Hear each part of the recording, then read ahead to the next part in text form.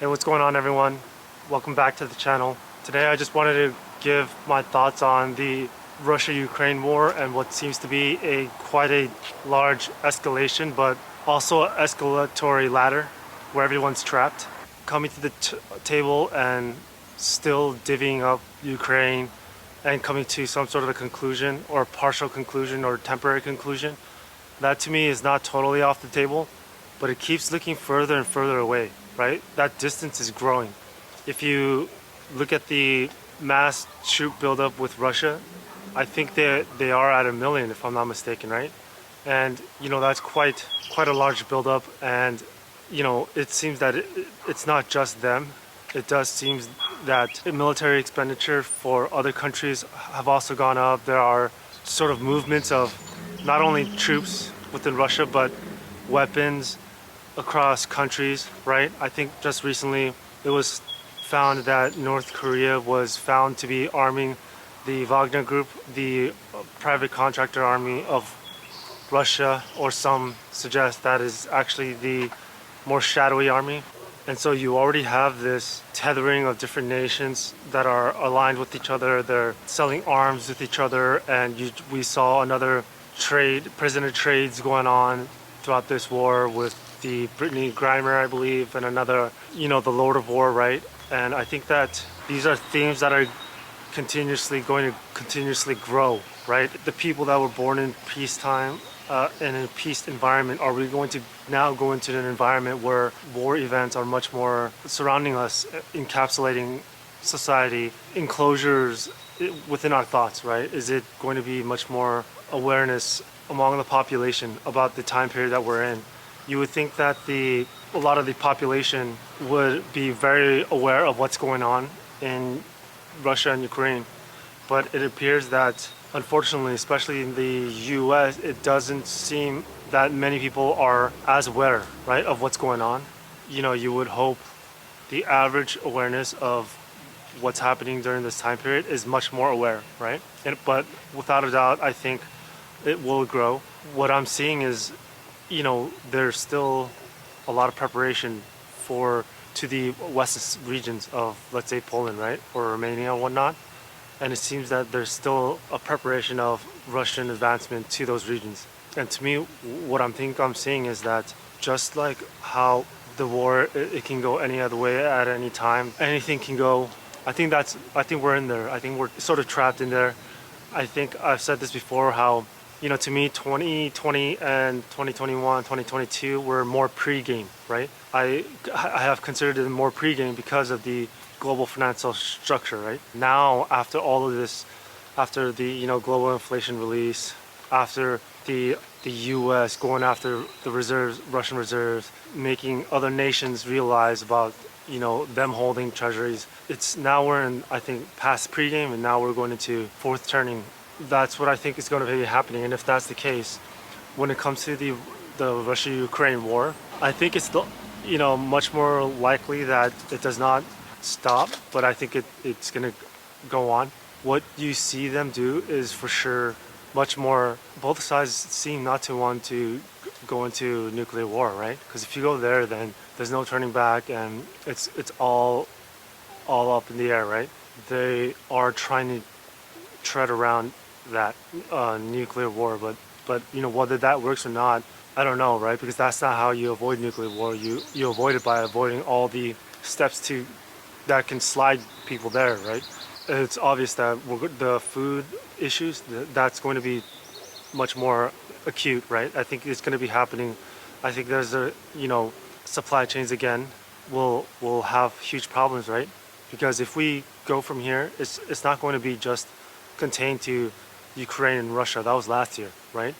Now everybody that are aware sort of sees that it is quite all of the West versus Russia, right? And now you're hearing talks and seeing actually a lot of aggression and tension between U.S. and China, right? I believe two of their ships, came quite close, and there was a lot of tension.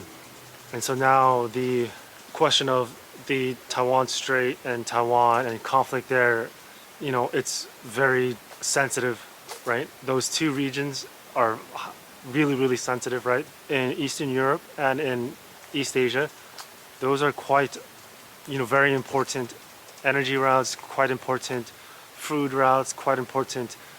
Those are where some of the biggest wars happened, right? I think dynamics of Europe for Europeans, they are aware that a lot of things are changing. A lot of things are, they are much more aware than the average American, and I think a lot of them are, have made preparations and are making preparations of how things can go out of control. Look how many generals and upper level officials came out being a little bit more comfortable with the fact that the current conflict is not only growing but probably spill over, right?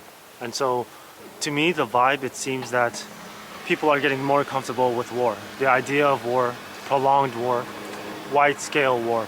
If you look at the spectacle with Zelensky in US, addressing Congress and honestly sort of addressing the world, right? It sort of felt this was a lock-in, right? US and Europe is locking into this. And the Congress ended up passing the omnibus bill, and a lot of it had to do with they were going to send a lot of money to Ukraine. They're going to send a lot of weapons to Ukraine, more than there were before. Now they're going to be, if I'm not mistaken, setting up a no-fly zone. The no-fly zone one was quite the more obvious, bigger decision that if you do that, then it's pretty much rock and roll, and it seems that that's what's going to be. And so coming to the table and talking about any sort of negotiations, it seems that might be out the window, right? And so we'll have to see, because now winter in a few months will be out, and we're going to see what exactly is going to be happening, right? People should be much more careful, much more aware. Try to stay up to date. From here on out, it's going to be quite choppy, right? And so what you're going to have to do to have less of that chop in your life is, information. To use information to lower that chop. What the issue is that the information that you're getting may not help in that chop, right? It may actually make the volatility much more wider, much more down. And that's the nature of the situation that we're in. And the much more closer you are to conflict, regional interest, awareness and preparation needs to be higher. And so obviously this means pretty much all of Eastern Europe, right? You do want to be careful. Some people are saying that Central Europeans are also going to be trying to prepare for themselves as well, especially because it seems that the gas is not going to be coming down, right? What we are seeing and witnessing and experiencing is, pretty much the beginning rumblings of historical conflict. It's possible that, when people are looking back in history, it's in this time period where they saw, oh wow, this war began here in Russia and Ukraine, and it just went here and there and this and that, and it just didn't stop, 10 years later, 15 years later and whatnot, right? I mean, look how long the build-up to World War I was, all the way until World War II was over. And arguably, even then, tensions didn't drop, right? As we live through these sorts of periods in history, it seems like we get a sort of a better understanding how these things happen and why it's, repeating again. I'll keep an understanding of that. With that said, if you're listening to this video or watching this video, keep aware, keep your head up if you're going through some really tough times, and make sure you understand the sort of time period that you're in and the sort of situation that you could be in. Just because you're safe now doesn't mean you're going to be safe later on. By staying up to date, you might be the one that other people rely on. So make sure you understand that.